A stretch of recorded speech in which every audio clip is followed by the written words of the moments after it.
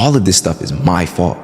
Like, everything's my fault. And like, I was like, you know what? There's no more lying to myself. The only person I need to be honest with is myself. I mean, I did, man. It's like people, like I first worked in influencer strategy was a thing. I would show up to the run clubs. I would have some bars with me.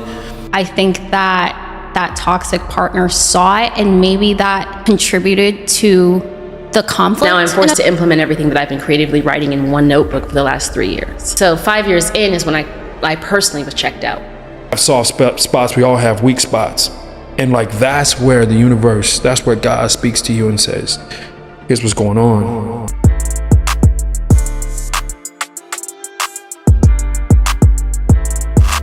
The mind shift change came when like I started catching mice when I was sleeping on the floor in my daughter's mom's house. And it was because we were on Section 8 and it was like all these different situations. And I'm sitting here like, man, like I cannot keep doing this. Like, there's something your body and your mind goes through when you're going through these certain things.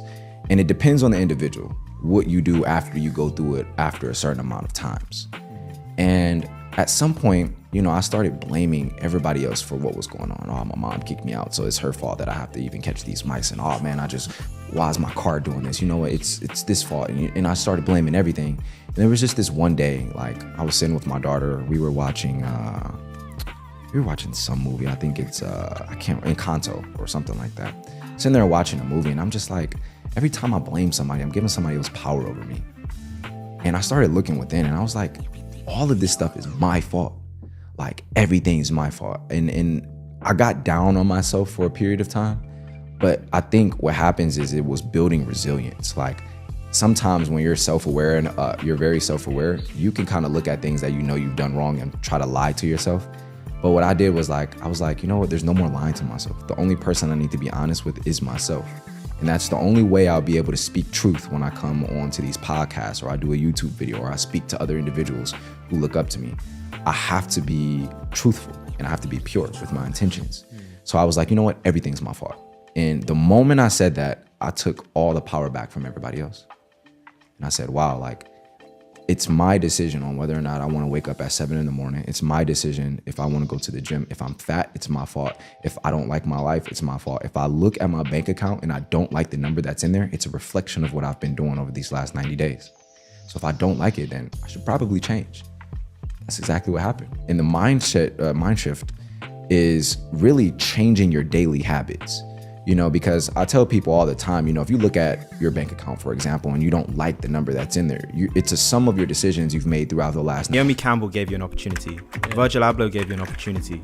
Bella Hadid gave you an opportunity. They passed you the ball. And then you talk about the follow through. So I want to talk about both moments.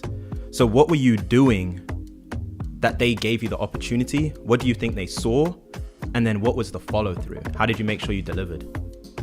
Yeah, I mean, good question. I mean, I was fucking grinding, man. It's like people, like I first worked in food. I worked for this company called Healthware. It's a chia bar and chia seed company that was acquired by PepsiCo. I was probably employee number 5 there.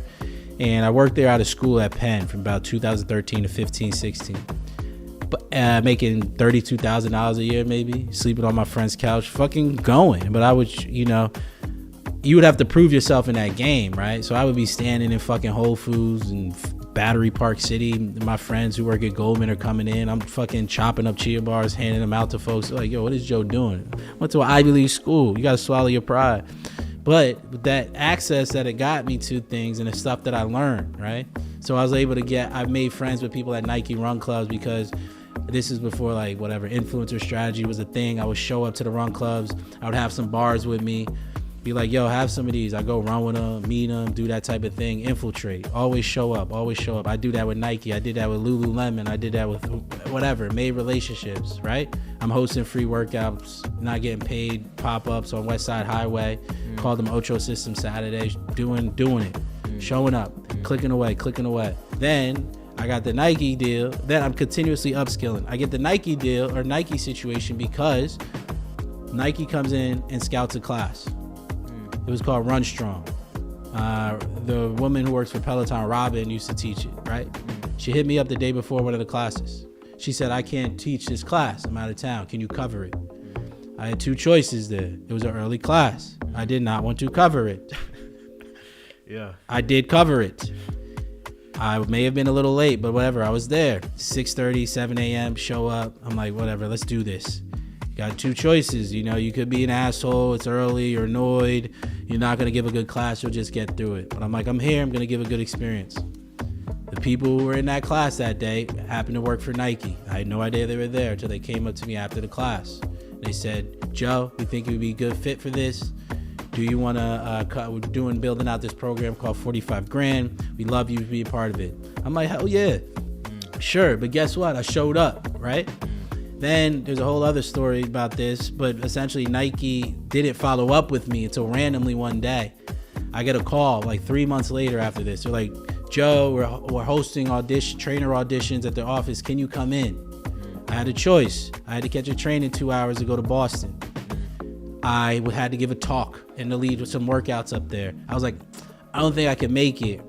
They were like, all right, you can do it when you come back. Get a call about 15 minutes later. They told me today's the only day you could do it. Are you gonna come in or not? And I had to go in. I had no prep. Show up to the office. The woman comes out, Erin, God bless her soul. She said, Joe, I saw you weren't, and this is why people always got to vouch for you. She said, Joe, I saw you weren't on the list. I thought you'd be great for this. I wanted you here. I carved out a slot for you. I know you don't have much time. I'll give you 10 minutes to prep, and then you got to come in. You got to lead a workout for the people that are there. Have your music ready. Now I'm looking in this space, and there's, at the time, 2015, 16, this is all the who's who of the fitness space in New York City, right? And I'm like, I love this shit. I'm like, you know, kill your idols type of thing.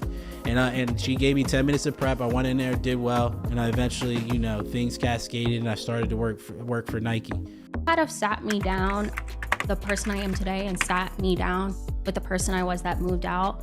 I don't think that I saw even half of the potential that I was. I don't even think I saw it. I don't think that anybody could have seen it in me. Looking back, I think that toxic partner saw it, and maybe that contributed to the conflict in a sense, because like it can be intimidating that somebody, because he was 25, I was 20, so we had a little bit of a gap, and it's kind of scary to meet somebody that I was working at Wing House serving Captain and Coke. I was just a regular college girl. If I needed money, I asked my parents for it. Like there was no, you know what I mean? Like I had a car, I had everything I wanted. Like that was the norm, you know what I mean? Like not everything I wanted, but I had like, you know, stability that I felt like was fine. To then you're seeing this girl kind of grow up in front of you, because it was over the course of like 3 years. Yeah, I was with him for 3 years. That I just kind of became something that I don't think he ever thought I could, or maybe he did see it and that created the conflict. But looking back, it's like I just became a demon in a sense. Like I know some women after heartbreak and things like that happen, they get promiscuous, and I was just so angry that I had let that happen to myself. I was so angry that my dad was right. There was so much resentment as a young woman, and yet I think I'm 21, 22 at this time, that I just took that and I just worked, and I made videos about it. A lot of people may remember me from my Facebook videos. It said like what she did after she got cheated on, what she did after she got evicted, what she did. Like it was just this breakup story that I took and just owned, because what else did I have? Like I made my bed and I laid in it, and it was just crazy. Like that's the only words I could put into it, because so many women get into it, not just men. Like a lot of girls, like at least in the South, like we can't rent cars because some boy we rented a car for wrecked it. We can't get apartments because some boy, you know what I mean? Like you're always hearing these horrible stories about women and dating and doing things for other people because you love that person so much that you're willing to basically fall on the sword for them, and then they don't talk about the woman that you become after. Like, and thank God, you know, by 25 I kind of let it go, but I would definitely say from 20 to 25 you can talk to me. Like I was just on 10. Like I just had a take over the world type of mentality, and it paid off. Like I'm really grateful for my experience, but I also know that the person I was had to die to be the person that I am now. And sometimes it's hard to let go of that person, especially that innocence, to that resentment and anger, to a person that's at peace with I'd go on Fulton Street and I'd see all these really cool Black-owned businesses, and I just had every reason to believe that I could do something like that just as cool, but myself. So I got to a point where I was prepared to do it, and I'm strategic. So I had gotten myself financially prepared, like my living situation, my lifestyle. I was set up to really dive in and do the business. And so on April 1st, April Fool's Day, I gave notice, and I gave a month's notice. May 1 is my first day where I'm going to be just like sitting in a cafe and working on my business plan, very casually. And that's literally May 1st. And I'm sitting in a cafe and randomly asked the person that was serving me, like, if they know anything about the rents around here. And the guy's like, no, but my landlord's in the back and he owns everything around here. You should talk to him. That one conversation on day 1 of not having a job led to me having a lease, keys, and a space within less than 60 days. And so now I'm forced to implement everything that I've been creatively writing in one notebook for the last 3 years. And I just think at that time, I just didn't care. I was like, yeah, let's do it.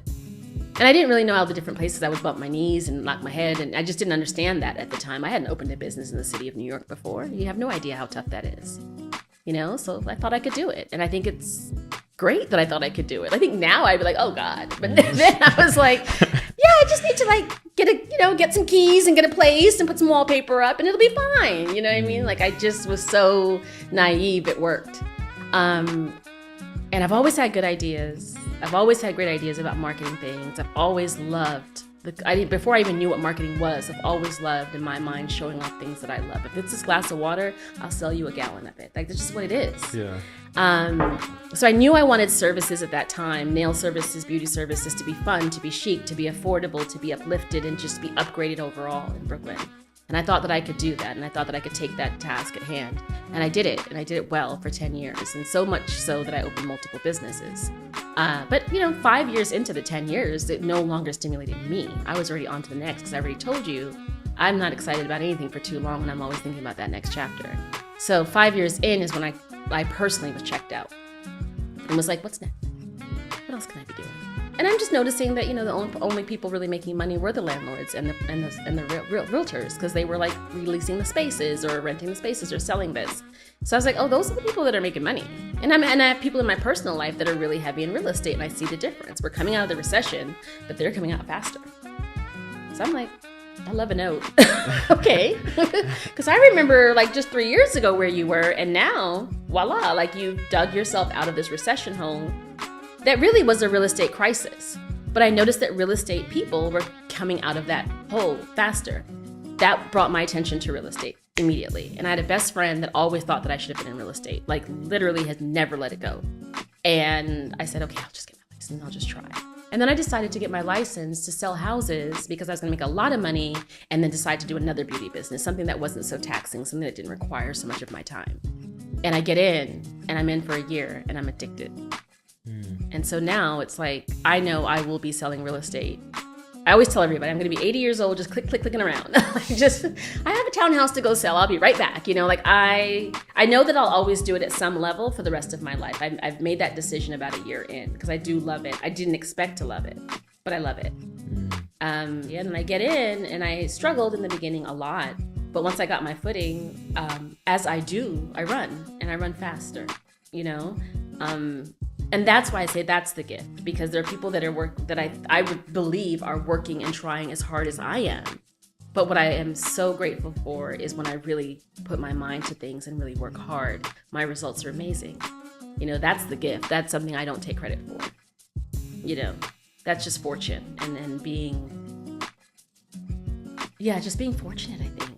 Because I can't say that I'm working harder than everyone else. I do get great results though, because if I really zone in and focus on something, I'm gonna kill it. People do stuff that is fucked up. Like you're like, damn, why'd that happen? Damn, why'd he do me like that? You gotta, you constantly are developing that over time, because we all have soft spots. We all have weak spots. And like, that's where the universe, that's where God speaks to you and says, here's what's going on. Here's what you need to see. The whole thing is just a revealing of your character, a revealing of your spirit, a revealing of your person over life. It's just. I believe the entire journey of life is you're waking up the entire time. You're waking up. So, yeah, I had some moments like that. I had some moments where I had to put up the middle finger. I'm like, I'm gonna live or die on this. You know, when your back's against the wall and you could lose everything, right? You could literally lose everything. You got to make up in your mind, what's the one thing I can't lose? What's the one thing, if I can lose everything else, I can't lose this. If you decide it's like my dignity, I can't lose my dignity in this process. You found something out about yourself in the process. I went through a situation where exactly like that, professionally. You know, someone came to me and there was in a position of power, flexed on me hard in front of everybody. And it was just like, here's a moment where you define yourself. You know, Biggie said, ready to die. Mobb Deep said, survival of the fittest. What are you about? But if you stand for something, it's not ego, right? You can live. But if it's ego, the sword has to go both ways. If it cuts their head off, it has to cut your head off too. But if you're standing on something, you can survive it. So when I stepped two, I said, listen, you don't pay me enough for me to sell you my dignity. So I'm not in a position now to be successful with my coworkers because of the way you just talked to me in front of them. And so there's no way I can be successful here now. So if you wanted me to be successful here now, you just ended my career. So we might as well just pack a box and let's dip now, because I'm not selling you my dignity. And in that moment, the person looked at me and was like, I respect your principles and I get you now. They learned something about me because it was conflict. You see what I'm saying? That conflict is a diagnostic. So that conflict came about, that tension. They learned something about me. I learned something about me. That bred trust. The person backed up. My bad. I see what you're saying. Because it was about the business. It's like you trying to build an environment where everybody trusts each other, and then you undercut someone you're in power over in front of everybody else. Now you've told everybody in the organization that the way to succeed here is to cut each other down to show that you're the most powerful person. That's the culture. And so you're gonna insert that cultural code into the business. You're gonna ruin the business, right? So when I put it in those terms, he was like, I understand the business and I understand you and I understand where you're coming from. And now I respect you. And the entire thing flipped around and I became me and that person were just great terms after that. But that's the point when, and look, I had everything to lose in that moment, everything. You know, my finances at that point in time in my life were not great. I had just come back from an L, literally had just come back from a huge L, crazy L. I needed that job, bro. But I needed to be who I am more than I needed that job. And whatever I was gonna go through if they did walk me out the door was way less than what I would have went through